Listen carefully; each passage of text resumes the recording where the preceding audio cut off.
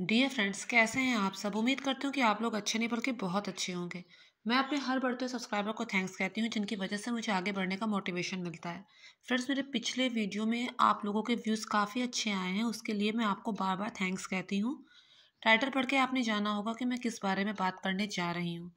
Friends, doctor Manmohan Singh एक ऐसी हस्ती हैं जिनके पास सद्बुद्धि की, ज्ञान की कोई कमी नहीं थी, लेकिन कभी भी वो स्वतंत्र रूप से कोई निर्णय ले ही नहीं पाए। उनकी भूमिका तो पितामह बन के रह गई कि इतने पावर होने के बावजूद गांधी परिवार के आगे झुक गए। तो आज उन्हीं के बारे में हम लोग बात करेंगे। जैसा कि हम सभी जानते हैं कि 92 वर्ष की आयु में इनका निधन हो गया कुछ ही दिन पूर्व। तो आज हम इनके बारे में बात करेंगे, इनकी शिक्षा संबंधी बात करेंगे और कुछ और बातें भी जानेंगे। डॉक्टर मनमोहन सिंह का जन्म ब्रिटिश भारत के पंजाब में 23 सितंबर को हुआ था। मनमोहन सिंह का 26 दिसंबर 2024 को निधन हुआ। इनकी माता का नाम अमृत कौर था और इनके पिता का नाम गुरमुख सिंह जी था। देश के विभाजन के बाद इनका पूरा परिवार भारत चला आया और यहाँ पंजाब विश्वविद्यालय में उन्होंने पहले स्नातक की पढ़ाई और उसके बाद स्नातकोत्तर की पढ़ाई अपनी कंप्लीट की। इसके बाद वे कैम्ब्रिज विश्वविद्यालय गए जहां इन्होंने पीएचडी किया। इसके बाद इन्होंने ऑक्सफोर्ड यूनिवर्सिटी से डीफिल भी किया। उनकी पुस्तक है India's export trends and prospectus for sustained growth. ये भारत की अंतर्मुखी व्यापार नीति की पहली सटीक आलोचना मानी जाती है। डॉक्टर सिंह ने अर्थशास्त्र के अध्यापक के तौर पर काफी ख्याति अर्जित की। वे पंजाब विश्वविद्यालय और बाद में प्रतिष्ठित दिल्ली स्कूल ऑफ इकोनॉमिक्स में प्राध्यापक भी रहे। इसी बीच वे संयुक्त राष्ट्र व्यापार और विकास सम्मेलन सचिवालय में सलाहकार भी रहे। 1987-1990 में जनेवा में साउथ कमीशन में सचिव भी रहे। 1971 की बात करें तो तब वो भारत के वाणिज्य एवं उद्योग मंत्रालय में आर्थिक सलाहकार के तौर पर नियुक्त किए गए। 1972 में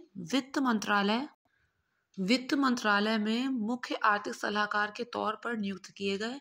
इसके बाद के वर्षों में वे योजना आयोग के उपाध्यक्ष, रिजर्व बैंक के गवर्नर, प्रधानमंत्री के आर्थिक सलाहकार और विश्वविद्यालय अनुदान आयोग के अध्यक्ष भी रहे।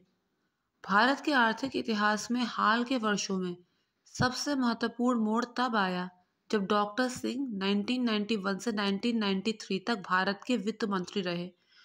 उन्हें भारत के आर्थिक सुधारों का प्रणेता माना गया।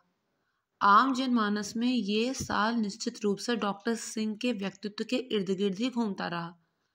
डॉक्टर सिंह के परिवार की बात करें तो उनकी पत्नी है जिनका नाम है श्रीमती गुरशरण कौर और उनकी 3 लड़कियां हैं। ये तो उन्होंने ख्याति प्राप्त की और जब तक वो प्रधानमंत्री नहीं बने तो उन पर कभी कोई उंगली नहीं उठा पाया। लेकिन फिर उसके बाद जब सोनिया गांधी जी ने मास्टर स्ट्रोक खेला, चुनाव जीतने के बाद भी वो खुद प्रधानमंत्री के पद पर नहीं बैठना चाहती थी, ना ही राहुल गांधी को प्रधानमंत्री के पद पर बैठाना चाहती थी, क्योंकि गांधी परिवार का इतिहास ऐसा रहा है। उन्हें डर था कि कहीं जो इंदिरा गांधी जी के साथ हुआ, कहीं जो राजीव गांधी जी के साथ हुआ, वहीं उन लोगों के साथ ना हो और किसी और पार्टी के अगर वो सदस्य को प्रधानमंत्री बना देती तो सत्ता उनके हाथ से चली जाती।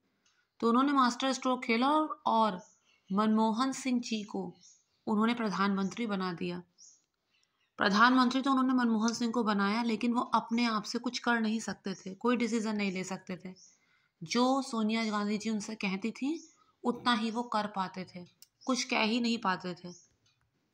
कुछ अच्छा हुआ तो उसका क्रेडिट सोनिया गांधी जी पर जाता था और अगर कुछ गलत हुआ तो इसके लिए इनका नाम आता था।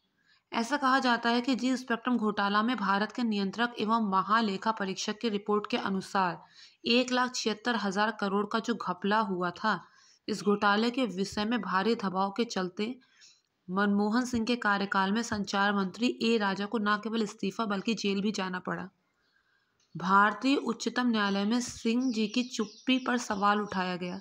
इसके अतिरिक्त 2G स्पेक्ट्रम आवंटन को लेकर संचार मंत्री ए राजा की नियुक्ति के लिए हुई पैरवी के संबंध में नीरा राडिया पत्रकारों, नेताओं और उद्योगपतियों से बातचीत के बाद डॉक्टर सिंह की सरकार भी कटघरे में आ गई। मनमोहन सिंह के कार्यकाल में देश में कोयला आवंटन के नाम पर करीब 26 लाख करोड़ की लूट हुई। इस तरह कुछ विवाद भी इन पर लगे। फ्रेंड्स, जो मूवी आई थी द एक्सीडेंटल प्राइम मिनिस्टर, उसने जो मनमोहन सिंह की जो परिस्थिति थी और उनकी जो तकलीफ थी उसे बहुत अच्छे से दिखाने का उसमें प्रयास किया गया है कि किस तरह बिना किसी गलती के बावजूद उन्हें कितने आरोप, कितने आक्षेप सहने पड़े। तो मैं उम्मीद करती हूँ कि आप लोगों को मेरा वीडियो पसंद आया होगा, जैसे आपको मेरा पिछला वीडियो पसंद आया था। तो अगर पसंद आया तो मेक श्योर मेरे चैनल को सब्सक्राइब, वीडियो को लाइक और शेयर जरूर कीजिए friends. Thank you so much.